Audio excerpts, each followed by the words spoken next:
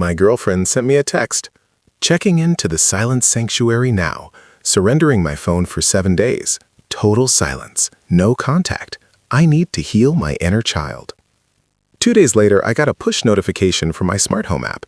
Someone was adjusting the thermostat, but I was at work, and she was supposed to be meditating in a yurt in the Catskills with no electronics. I opened the app. The location wasn't the Catskills. It was my vacation condo in Miami. I, 34M, am a supply chain logistics manager for a multinational shipping firm. My entire existence is built on efficiency, tracking, and point A to point B reliability. I optimize routes. I predict bottlenecks. I manage inventory. If a container goes missing in the middle of the Pacific, I find it. I don't rely on hope. I rely on GPS coordinates and timestamps. I've been dating Vanessa, 26F, for 2 years. Vanessa is what you might call logistically challenged. She's an aspirational lifestyle coach, which mostly involves posting photos of oat milk lattes and talking about Mercury being in retrograde. I loved her spontaneity. She was the chaos to my order. But chaos, unchecked, creates a deficit. Last week, Vanessa told me she was burning out. "The energies are off, Mark," she said, looking mournfully at her iPhone 15 Pro. "I need a reset. There's this silent Vipassana retreat upstate. 7 days, no talking, no tech, just meditation. It's $2,500. I paid for it. I wanted her to be happy. "Go," I said. "Find your center." She packed a bag that seemed suspiciously heavy for a week of wearing robes, but I didn't question the manifest. She kissed me goodbye, promised to be a new woman when she returned, and drove off in my Audi Q5 because her Fiat had a weird vibe. It had a flat tire she refused to fix. Wednesday. The thermostat notification. I stared at my phone. Temperature set to 68 degrees Fahrenheit. Living room, Miami FL. I don't get mad. I get analytical. I opened the Ring camera app for the Miami condo. Offline. Smart girl. She unplugged the router, but she forgot the redundancy I built into the system. The smart fridge is connected to a neighbor's open Wi-Fi network as a backup for firmware updates. I remote accessed the fridge. It has an internal camera to see what groceries you need. It also captures the kitchen island. I refreshed the feed. There was Vanessa. She wasn't wearing a meditation robe. She was wearing a bikini that looked like it cost more than my first car. And she wasn't meditating. She was making margaritas. And she wasn't alone. Leaning against my granite countertop was a guy. Not just any guy. It was Tony, her spiritual mentor, who charges $200 an hour for crystal alignment. Tony was wearing my bathrobe. Tony was drinking my vintage scotch. I zoomed in. Timestamp. Today, 2:14 p.m. The discrepancy was identified. The shipment, Vanessa, had been diverted to an unauthorized location, Miami, with hazardous cargo, Tony. I didn't scream. I opened a spreadsheet. Phase 1, the audit. I checked the toll pass on my Audi. It hadn't gone upstate. It had gone to JFK Airport long-term parking. I checked my credit card statement. She used the supplementary card I gave her for emergencies. JetBlue Flight 404 to MIA, $450. Liquor World Miami, $300. Joe's Stone Crab, $600. Tantric Massage, $800. She wasn't healing her inner child. She was partying on my dime with a guy who smells like patchouli and deception. I called her parents. Robert and Susan are old school. Robert is a retired military colonel. Susan is a deacon at their church. They think Vanessa is an angel who is just finding her path. They also hold the purse strings to her trust fund, which pays her rent when she's between blessings. "Hi, Robert," I said. "Mark, good to hear from you. How's our girl? We're praying for her silence up in those mountains," Robert boomed. Actually, Robert, that's why I'm calling. I'm worried. I think something happened at the retreat." "What? Is she hurt?" "I'm not sure. I'm going to need you to come over on Sunday evening when she gets back. I want to do a welcome home dinner, but we need to have a serious family meeting. I think she's in trouble." "We'll be there at 1800 hours, Robert said. Phase 2, the recall. I didn't cancel her cards. Not yet. I wanted the paper trail to be absolute. I let them rack up a $4,000 bill over the weekend. Every swipe was a nail in the coffin. On Sunday morning, I saw the toll pass activate again, leaving JFK. She was inbound. I spent the day packing. Not my stuff, hers. I used my supply chain expertise. I categorized her belongings. clothing, electronics, useless spiritual knickknacks. I boxed them up, taped them shut, and printed shipping labels. Destination, her parents' house. I staged the living room. I connected my laptop to the 65-inch 4K TV. I prepared a PowerPoint presentation. I called it Q3 Relationship Performance Review. Phase 3. The Delivery. Sunday, 6 p.m. Robert and Susan arrived. They looked concerned. "Is she okay?" Susan asked, clutching her pearls. "Please sit down," I said solemnly. "She'll be here any minute. I just want us to be prepared for the truth." At 6:15 p.m., the front door opened.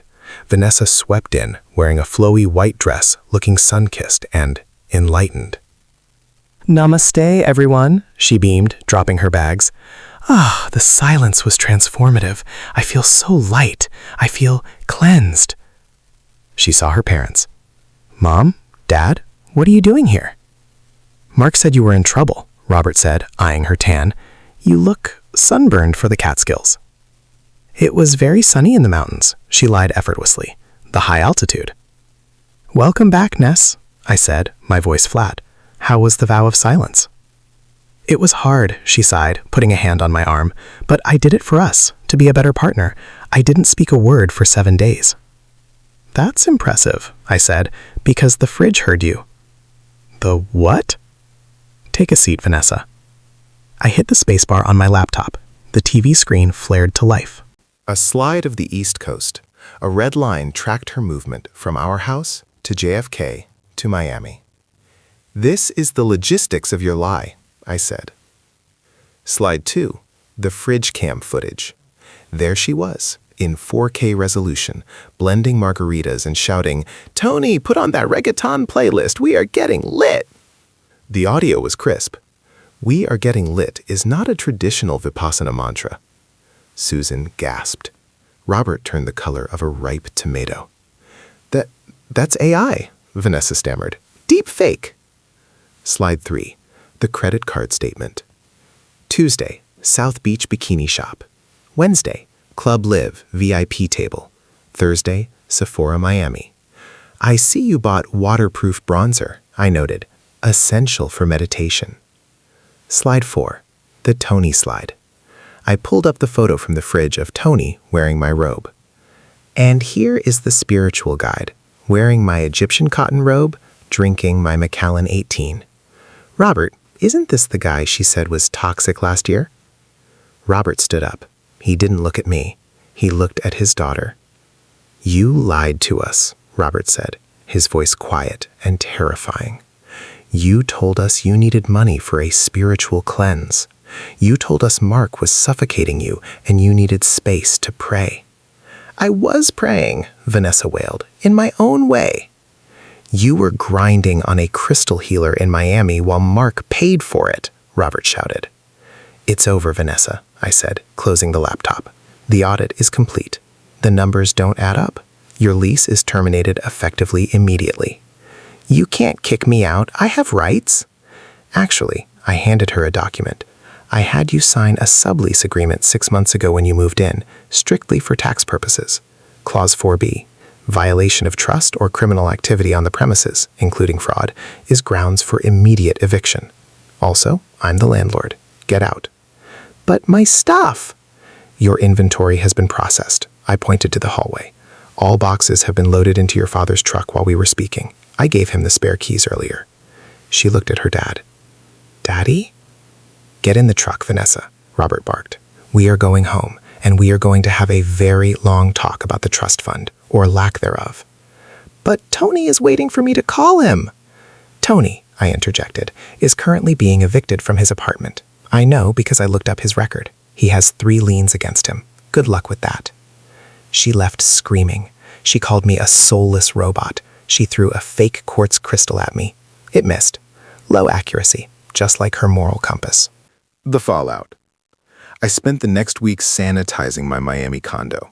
I threw away the robe. I changed the locks. I sent an invoice to Robert for the credit card charges. He paid it within 24 hours with a handwritten note. "Apologies for the defective shipment. Will not happen again. Colonel R. Davis." Update 1. Vanessa tried to control the narrative. She posted a TikTok of herself crying, captioning it, "When he values spreadsheets more than your soul. Hashtag toxic, hashtag narcissist, hashtag healer." She left out the Miami part. I didn't make a video. I just posted a single screenshot to my Instagram story. It was the fridge photo of her and Tony, time-stamped, next to her text saying, "Entering silence now." Caption, "The only thing silent was the vacuum inside her head. Hashtag refrigerator POV, hashtag audit complete." She deleted her TikTok account 3 hours later. Update 2. 2 months later, I was reviewing my finances. My savings account is up 30% since she left. No more emergency vibe checks or organic juice cleanses. I heard from a mutual friend that Vanessa is living in her parents' guest house. Robert has put her on a performance improvement plan. She has a curfew, she has to work at the church bake sale every weekend, and she's not allowed to have a smartphone. She has a Nokia flip phone. Final update. I met someone new. Her name is Elena. She's an archivist for the City Museum. On our second date, she was 5 minutes late. She arrived breathless and handed me her phone. "I'm so sorry," she said. "There was a traffic accident on Main Street. Here's the Waze route proving the delay." I looked at the map. I looked at her. "I believe you," I said, "but I appreciate the data. We're going to the Catskills next weekend. We rented a cabin. It has Wi-Fi, and we plan on using it to watch movies and drink wine that we paid for ourselves. Gentlemen, trust is good, but verified data is better. If she says she's going silent, make sure your appliances aren't doing the talking for her."